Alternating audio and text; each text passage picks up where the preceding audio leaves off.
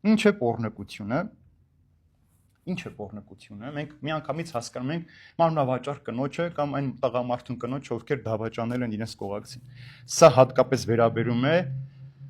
վերևը նշված անբնական ցանկություններին, այսինքն անբնական ցանկությունն է, որ պոռն չի ասում, տեսեք, շնություն, ասում է պոռնկություն, որովհետև շնությունը դու կարող ես մեկ անգամ սխալվել, դավաճանել, հետ վերադառնալ, բայց պոռնկության միջով դու հայտնում ես անբնական մեղքերի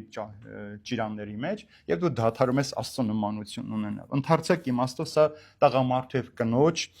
անարժան նաեւ հարաբերություններն են, ովքեր որ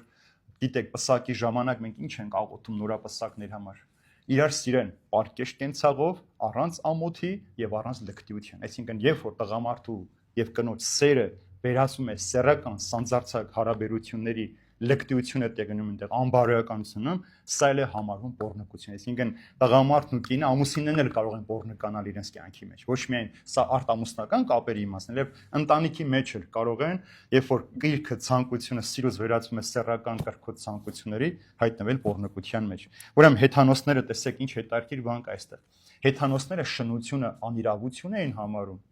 ընդունելի չէր, բայց պոռնկությունը հաճելի էր իրենց համար։ Պատկերացնում եք, այսինքն տղամարդը կնոջ դավաճանությունը ընդունելի չէր, բայց տղամարդը կինը կնոջը դա իրենց համար հաճելի էր եւ ընդունելի էր։